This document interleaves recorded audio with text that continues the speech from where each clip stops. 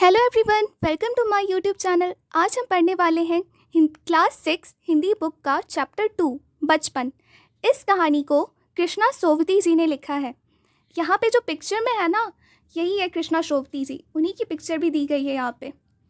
तो इन्होंने ही इस कहानी में अपने बचपन के बारे में जिक्र किया है, तो हम उनके बचपन के बारे में पढ़ने वाले हैं। तो चलिए शुरू करते हैं। मैं तुम्हें अपने बचपन की ओर ले जाऊँगी। कृष्णा सोवती जी हमें बता रही हैं कि वो अपने बचपन की ओर, मतलब अपने बचपन के बारे में हमें बताएंगी, अपने बचपन की यादों के बारे में वो हमें बताने वाली हैं। मैं तुमसे कुछ इतनी बड़ी हूँ कि तुम्हारी दादी भी हो सकती हूँ, तुम्हारी नानी भी, बड़ी बुआ भी, बड़ी मौसी भी। परिवार में मुझे सभी लोग जीजी कहकर ही पुकारते हैं। जीजी मतलब दीदी होता है। हाँ, मैं इन दिनों कुछ बड़ा बड़ा यानी उम्र में सयाना महसूस करने लगी हूँ। सयाना मतलब बड़ा।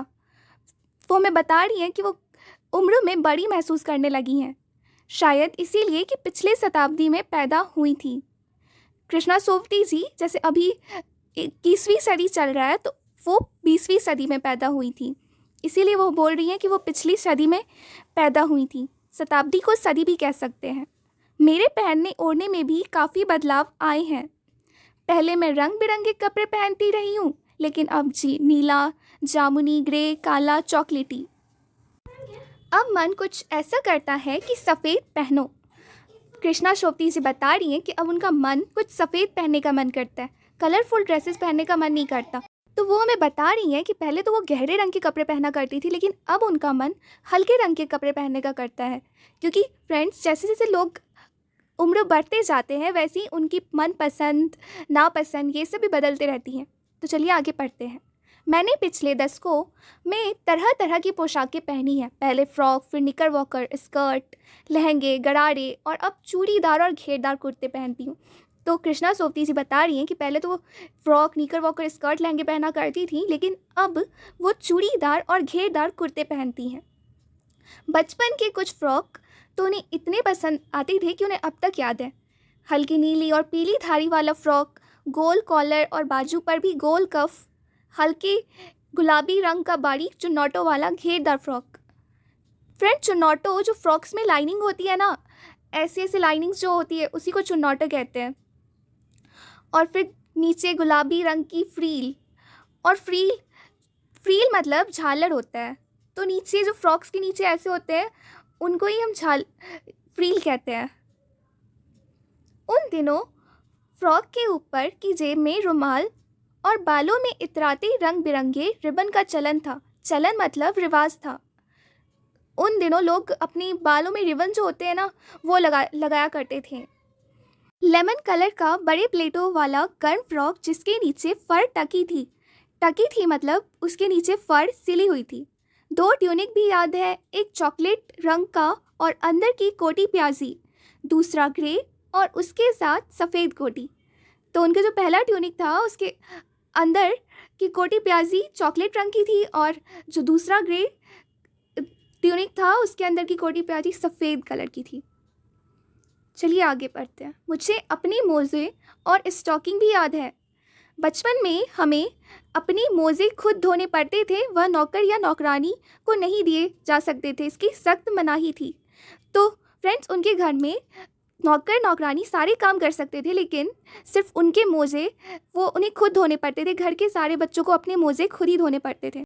हम बच्चे इतवार की सुबह इसी में लगाते, धो लेने के बाद अपने अपने जूते पॉलिश करके चमकाते। जब जूते कपड़े या ब्रश से रगड़ते तो पॉलिश की चमक उभरने लगती, मतलब पॉलिश की चमक उन्हें दिखने लगती थी जब वो अपने जूतों को कपड़ों या ब्रश से रगड़ते थे। तो सर्वर, मुझे आज भी बूट पॉलिश करना अच्छा लगता है। उन्हें आज भी बूट पॉलिश करना बहुत पसंद है, वो हमें बता रही हैं। हालांकि अब नई नई किस्म के शू आ चुके हैं, कहना होगा कि ये पहले से कहीं ज़्यादा आरामदेह हैं। आरामदेह मतलब आराम देने वाली। हमें जब नए जूते मिलते, उसके साथ ही छालों का इलाज शुरू हो जाता। मतलब पहले के जो जूते थे तो उन्हें पहनते ही नए जूते में छाले पड़ने लगते थे पैरों में, तो इसीलिए वो हमें बता रही है कि जूते मिलते ही छाले का डर हो जाता था उन्हें। जब कभी लंबी सैर पर निकलते, अपने पास रुई ज़रूर रखते। जूता लगा तो रुई मोज़े के अंदर। हाँ, हमारे तुम्हारे बचपन में तो बहुत फ़र्क हो चुका है। हर शनिचर को हमें ऑलिव ऑयल या कैस्टर ऑयल पीना पड़ता। यह एक मुश्किल काम था। शनिचर मतलब शनिवार। उनके यहाँ हर शनिवार को सभी को ऑलिव ऑयल और कैस्टर ऑयल पीना पड़ता था। ऑलिव ऑयल मतलब जैतून का तेल होता है। यह एक मुश्किल काम था। शनिचर को सुबह से ही नाक में इसकी गंध आने लगती, मतलब उसकी जो स्मेल, उसकी सुगंध थी वो उसकी सुबह से ही आने लगती थी शनिवार के। छोटे शीशे के गिलास जिन पर ठीक खुराक के लिए निशान पड़े रहते। तो आपने देखा होगा कि जब भी दवा पीते तो उस पर जो उसकी ढक्कन होती है उस पर एमएल का निशान रहता है, इतना ml, 2 ml, 3 ml। तो वैसे ही वो बता रही कि उस पर खुराक के निशान पड़े रहते हैं। उन्हें देखते ही मितली होने लगती। मितली मतलब उल्टी जैसा मन होने लगना। तो उसका टेस्ट इतना कड़वा लगता था कि इन्हें देखते ही उल्टी का मन करने लगता था। मुझे आज भी लगता है कि अगर हम न भी पीते तो वह शनिवारी दवा तो कुछ ज़्यादा बिगड़ने वाला नहीं था। वो दवा हर शनिवार को पिलाई जाती थी, इसीलिए उन्होंने इसका नाम शनिवारी दवा रख दिया। तुम्हें बताऊंगी कि हमारे समय और तुम्हारे समय में कितनी दूरी हो चुकी है। यहाँ तक कि बचपन की दिलचस्पियाँ भी बदल गई हैं। तो अभी हमें बताने वाली है अपने बचपन को हमारे बचपन से कंपेयर करेंगी ये। जैसे अभी तो कितनी आधुनिक चीज़ें आ गई हैं, टीवी, वीडियो गेम्स, लेकिन पहले ये सब नहीं हुआ करता था। तो देखते हैं पहले का बचपन कैसे था। फिर वो हमें बताती हैं कि उन दिनों सिर्फ कुछ घरों में ग्रामोफोन ही हुआ करते थे, रेडियो या टेलीविज़न नहीं। ग्रामोफोन से सिर्फ लोग गाना ही सुन सकते थे। तो उन दिनों सब लोग सिर्फ गाने ही सुनते थे। लेकिन अभी तो रेडियो आ गई है, टेलीविज़न आ गई है, जिस पे आप पिक्चर भी देख सकते हैं टेलीविज़न पे और गाना भी सुन सकते हैं। फिर वो हमें बताती हैं कि उनके बचपन की में जो कुल्फ़ी हुई करती थी अब वो आइसक्रीम में बदल चुकी है, और सहतूत, फाल से खसखस की शरबत अब कोक और पेप्सी में बदल गए हैं, और कचौड़ी, समोसा पेटीज़ में बदल गए हैं। फिर वो बताती हैं कि उन दिनों कोक नहीं मिलती थी, उन दिनों सिर्फ लेमनेड और विम्टो मिला करते थे। लेमनेड हम नींबू पानी के शरबत को कहते हैं। तो इसी तरह फ्रेंड्स उन्होंने हमारे और अपने बचपन को कंपेयर किया है। चलिए अब आगे पढ़ते हैं। शिमला और नई दिल्ली में बड़े हुए बच्चों को वेंगर्स और डेविको रेस्तरां की चॉकलेट और पेस्ट्री मज़ा देने वाली होती।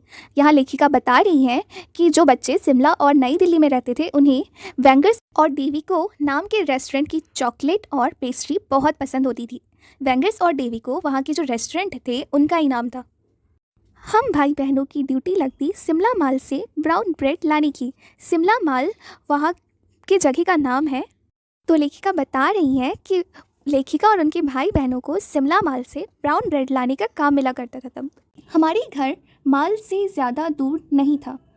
लेखिका का घर माल से ज़्यादा दूर नहीं था। एक छोटी सी चढ़ाई और गिरजा मैदान पहुंच जाते। जैसे कि शिमला पहाड़ी एरिया है तो वहाँ पे वो चढ़ाई करती, फिर उसके बाद वो मैदान में पहुंच जाती, गिरजा मैदान। फिर वहाँ से एक उतराई, मतलब वहाँ से उतरने के बाद माल पर पहुंच जाती। कन्फेक्शनरी काउंटर पर तरह तरह की पेस्ट्री और चॉकलेट की खुशबू मन भावनी मतलब मन को अच्छे लगने वाली। और कन्फेक्शनरी काउंटर मतलब जहां बिस्किट, नमकीन, मिठाइयाँ मिलती हों।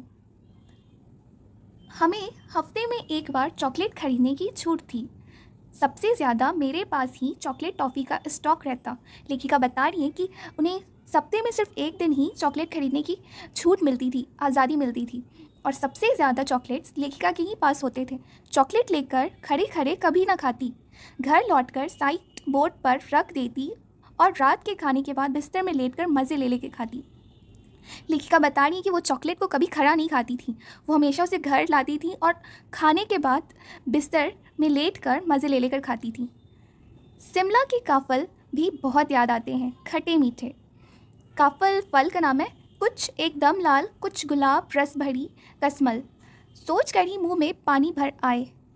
चेस्टनट एक और गज़ब की चीज़, आग पर भूने जाते और फिर छिलके उतार कर मुँह में, मतलब उसे आग पे भूनते उसके बाद उसके छिलके उतार कर उसे खा लेते। चने जोर गरम और अनारदाने का चूर्ण।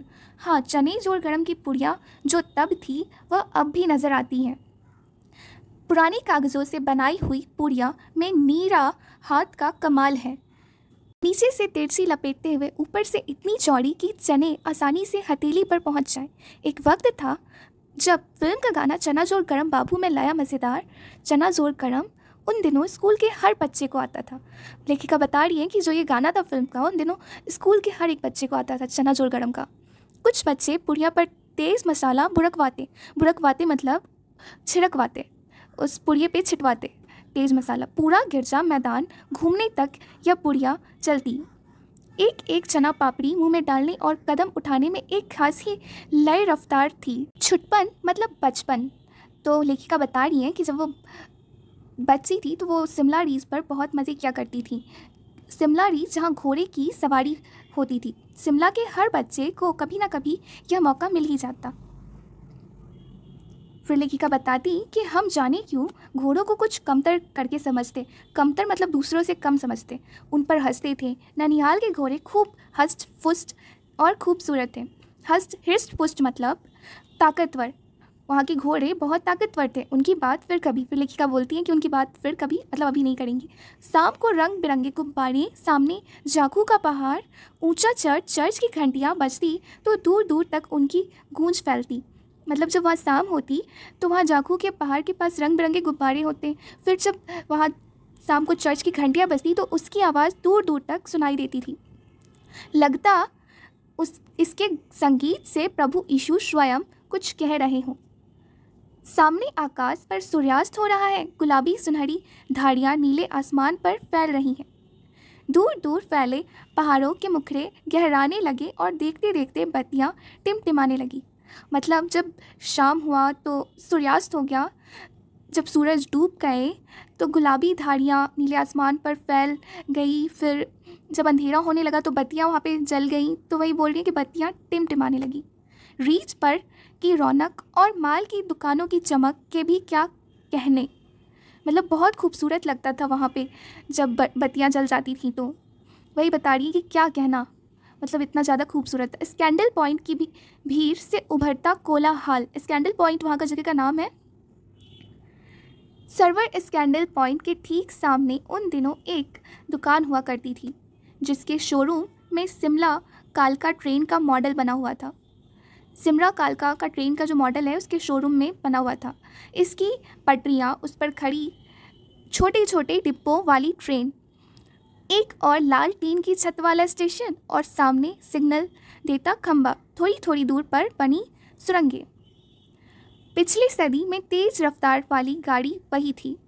लेखिका बता रही है कि जो कालका ट्रेन का मॉडल बना हुआ था वही पिछले सदी में सबसे तेज़ रफ्तार वाली गाड़ी थी। कभी कभी हवाई जहाज़ भी देखने को मिलते। दिल्ली में जब भी उनकी आवाज़ आती बच्चे उन्हें देखने बाहर दौड़ते। दिल्ली में जब भी हवाई जहाज़ आने की आवाज़ आती तो बच्चे दौड़ कर उसे देखने जाते। दिखता एक भारी भरकम पक्षी उड़ा जा रहा है पंख फैलाकर, यह देखो, और वह गायब। उसकी स्पीड ही इतनी तेज़ लगती। हाँ, गाड़ी के मॉडल वाली दुकान के साथ एक और ऐसी दुकान थी जो मुझे कभी नहीं भूलती। यह वह दुकान थी जहाँ मेरा पहला चश्मा बना था। वहाँ आँखों के डॉक्टर अंग्रेज़ थे। शुरू में चश्मा लगाना बड़ा अटपटा लगा। छोटे बड़े मेरे चेहरे की ओर देखते और कहते, आँखों में कुछ तकलीफ़ है? इस उम्र में ऐनक मतलब चश्मा, दूध पिया करो। मैं डॉक्टर साहब का कहा दोहरा देती, कुछ देर पहनोगी तो ऐनक उतर जाएगी। डॉक्टर ने लेखिका से कहा था कि वो कुछ दिन पहनने के बाद ऐनक उतर जाएगी, उनका चश्मा उतर जाएगा। वैसे डॉक्टर साहब ने पूरा आश्वासन दिया था, मतलब पूरा भरोसा दिलाया था उन्हें, लेकिन चश्मा तो अब तक नहीं उतरा। नंबर बस कम ही होता रहा। मैं अपने आप इसकी जिम्मेवार हूँ। जब आप दिन की रोशनी को छोड़कर रात में टेबल लैंप के सामने काम करेंगी तो इसके अलावा और क्या होगा। लेखिका बता रही है अपने बारे में कि वो दिन की रोशनी छोड़कर रात को टेबल लैंप चलाकर काम किया करती थी, इसी कारण उन्हें चश्मा लगाना पड़ा था। हाँ, जब पहली बार मैंने चश्मा लगाया तो मेरे एक चचेरे भाई ने मुझे छेड़ा, मतलब उन्होंने लेखिका को चिढ़ाया, देखो देखो कैसी लग रही है। आँख पर चश्मा लगाया ताकि सूझे दूर की, यह नहीं लड़की को मालूम सूरत बनी लंगूर की। मतलब आँखों पर चश्मा इसलिए लगाया कि दूर तक दिखे, लेकिन लड़की को मालूम नहीं कि सूरत लंगूर की बन गई। मैं खिजी कि मुझ पर यह क्यों दोहराया जा रहा है। लेखिका बिल्कुल चिढ़ गई कि उन पे क्यों ये दोहराया जा रहा है, ये क्यों उन पे कहा जा रहा है। पर शेर बुरा ना लगा, पर उन्होंने कहा कि ये शेर बुरा नहीं था। जब वह चाय पीकर चले गए तो मैं अपने कमरे में जाकर आईने के सामने खड़ी हो गई। कई बार अपने को देखा, ऐनक उतारी, फिर पहनी, फिर उतारी, देखती रही। सूरत बनी लंगूर की, नहीं नहीं नहीं, हाँ हाँ हाँ। मैंने अपने छोटे भाई का टोपा उठाकर सिर पर रखा। कुछ अजीब लगा, अच्छा भी और मजाकिया भी। तब की बात थी, अब तो चेहरे के साथ घुल मिल गया है चश्मा। जब कभी उतरा हुआ होता है तो चेहरा खाली खाली लगने लगता है। मतलब अब लेखिका को चश्मे पहनने की आदत हो गई थी, इसीलिए लेखिका बता रही है कि जब भी चश्मा उतरा रहता तो चेहरा खाली खाली लगने लगता।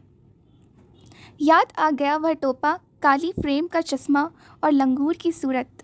हाँ, इन दिनों शिमला में मैं सिर पर टोपी लगाना पसंद करती हूँ। मैंने कई रंगों की जमा कर ली है। लेखिका बता रही कि इन दिनों उन्हें सिर पर टोपी लगाना बहुत अच्छा लगता है और उनके पास कई रंगों की टोपियाँ जमा है। कहाँ दुपट्टों का ओढ़ना और कहाँ सहज सहल सुबीते वाली हिमाचल टोपियाँ, मतलब बहुत सुविधाजनक। सुविधा मतलब बहुत सुविधाजनक। तो चलिए फ्रेंड्स, आज का चैप्टर कंप्लीट हो चुका है। इस चैप्टर का क्वेश्चन आंसर का वीडियो का लिंक डिस्क्रिप्शन बॉक्स में है, आप वहाँ से जाके देख सकते हैं। Thank you friends for watching this video. अगर आपको मेरा वीडियो अच्छा लगा हो तो प्लीज़ मेरे चैनल को सब्सक्राइब और मेरी वीडियो को लाइक और शेयर करना ना भूलें। Thank you.